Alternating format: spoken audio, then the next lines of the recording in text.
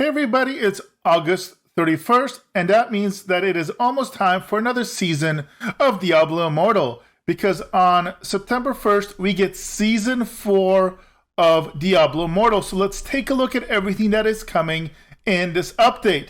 So as we're going to start out here, we are going to start out with a brand new battle pass. The theme here is the inner light. You can kind of see one of the images here, kind of a very interesting kind of purple themed lighting, kind of interesting particle effects on this particular design.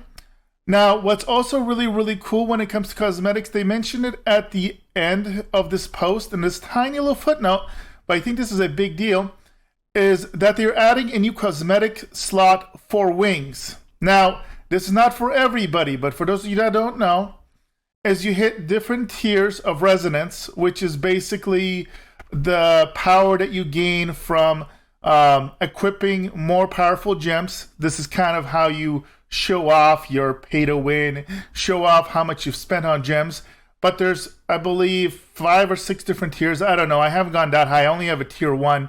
But you would get these cosmetic wings. The problem was, in the past, you could not wear them along anything else. You can sometimes bug it out, but normally you would have to either choose the wings or one of these other cosmetic sets, which was a bit of a bummer and obviously not very conducive to people wanting to get cosmetics on top of their wings. So now it's a separate slot, so you're going to be able to equip those and then also equip whatever other sets you have, which is a nice little thing that I'm shocked wasn't there from day one. Now, similar to other seasons, you're going to have the free version, you're going to have the Empowered Battle Pass, and then also the Collector's Empowered Battle Pass. So you can kind of choose whatever is right for your playstyle, whether you're full free to play, whether you're going to spend some money or you're going to go a little bit more in. Choose the best option that is for you. All right, now we also have a new Helicory Boss, Gishtur and Beled. I'm probably butchering the second name. I'm sure either the D or the W is silent. And this is a big boy. In my honest opinion, I think these combat ratings are getting a little ridiculous. The minimum combat rating it looks for this one is 4,665. I remember the first raid boss, it was like 1,000. So, I mean, these numbers are getting absolutely ridiculous. Now, remember, you get combat rating through your normal gear and is also modified by your essence score. So just leveling up and getting your paragons high enough and farming your loot from your dungeons is going to help a lot with this. But these are some pretty big numbers. I haven't been playing nearly as much this last month. I play every day, but I've been busy doing some other stuff. So I'm not quite caught up. I'm not ahead of the curve when it comes to the paragon levels anymore. And so I'm pretty sure I'm not at 4,665, and this is for the lowest difficulty. So I don't know. What are your thoughts? Let me know in your comments. Do you think these CR ratings are scaling too much? It seems like obviously if you're spending a ton of money, if you're a big whale, this is rather easy. But I'm a little concerned about free-to-play players and kind of people that play, more humane levels, maybe 1 or 2 hours a day. I don't know how this is obtainable. But again, this is fully optional. What's nice about these different raids is you can kind of do any versions of them. And you pretty much get very similar loot. So this, I feel like it's more for like achievement whoring and for flavor. But let me know your thoughts in the comments below, what you think about this scaling up of the CR requirements. Now we also have a couple limited time events that are coming back. Hungry Moon is back. We just had this recently. Again, this is not bad. You're just going to be getting credit for events you already do. To be honest, I don't even check what they are. I can just play as I am, and I get the little pop-ups that say, oh, you have unlocked part of the Hungry Moon, and I get my loots. And over the full period, I normally get most, if not all of the buffs. Sometimes I don't get them all, but, and none of this you're going to lose sleep over. Also, for the second part of the month, we're going to have the Scorch Sea Limited event. So this is a slightly different theme, and the concept is the same. So you're going to be doing different activities. You're going to be unlocking these rewards. And if you fill out all the milestones, you're going to unlock this Scorch Sea portrait frame. So if you like collecting portrait frames, here's another way of doing it. And now we get something pretty cool, because this is going to be our very first hints of the next big update. So this is the Mist of Sirangar limited time event. It's going to go from September 21st until September 30th. And so you're going to be doing different activities and getting different bounties as we have in the past. But what's kind of interesting, you're going to basically have this event page. And as you finish these bounties, finish these elements, the image on the event page is going to get updated. Like the mists will slowly dissipate. And it's going to reveal hints for the first major upcoming update.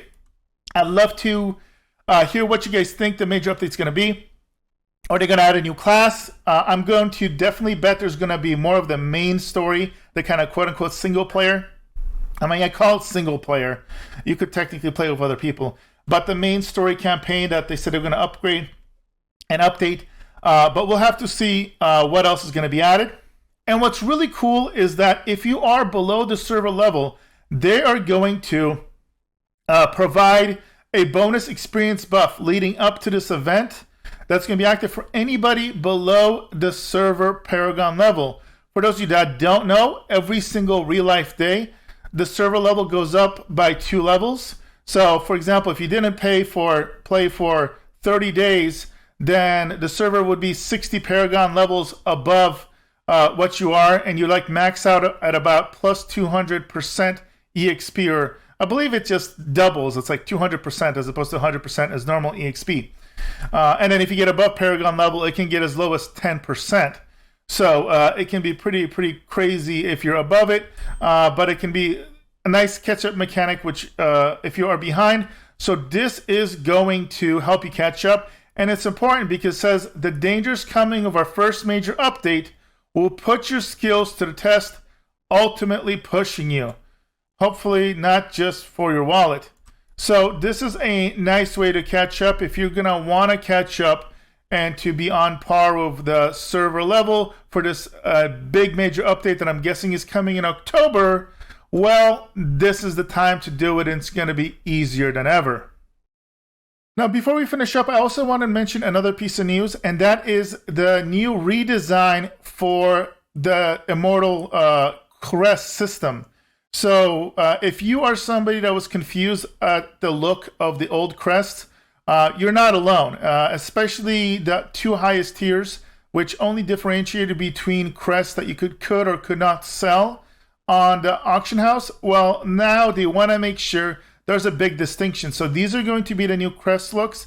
This far left one's going to be the useless. I mean, the one you're going to get in droves, the one that basically lets you maybe have a 5% chance of a 1-star gem to drop and some minor benefits. Then you're going to have the medium crest. So this basically gives you the chance at the legendary gems that are potentially up to 5-star, but you cannot trade them. And then here's the new one that looks super evil and expensive. And these are the ones that you only get when you actually buy them with the main currency. So the middle one you're going to get from events. You're also going to get them from the various packages. But then when you actually purchase them with the kind of special in-game essence currency, you're going to get these on the far right. And that's going to allow you to have any of the gems you get from those runs to trade them. And they're also apparently changing the interface when it comes to doing your greater rifts, where you can more easily choose and pick what kind of gems you can choose. For those that don't know, right now when you enter and use the eternal gems or any of the kind of higher end ones that are not the low rare ones, you don't really know which ones are which. You have no idea how many of them are tradable, which aren't tradable, so it can be very confusing. I mean, some people question, hey, is the game cheating you?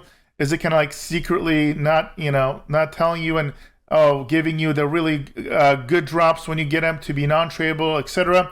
I mean, I think that's all conspiracy theory stuff. I do think that they are fair with it. Unfortunately, it's not very transparent, so they did say that they will be working on changing this interface, so it's very clear what you're choosing, which gems you're using on any kind of run. There should be no more surprises. So that's everything that's coming here tomorrow and also shortly. I don't have an exact ETA on these legendary gems redesigns. I don't know if that's coming tomorrow or not, but there's some interesting things right around the corner. So let me know, what do you think of this season 4? What do you think of the new cosmetic design. Are you still playing the game, or have you given up? Obviously, a lot of people are playing. There's over 30 million, I think, players that have tried it, and I believe it's crossed like 100 million in revenue. So it is a success for Blizzard, but at what cost? I'll see you guys as always in the next update. I am working on a new free-to-play beginner's guide. So if you're new and getting into this, do check out the space for that update, hopefully coming soon. And of course, like, subscribe, and let me know your thoughts in the comments. Thank you for the support, and I'll see you in the next video.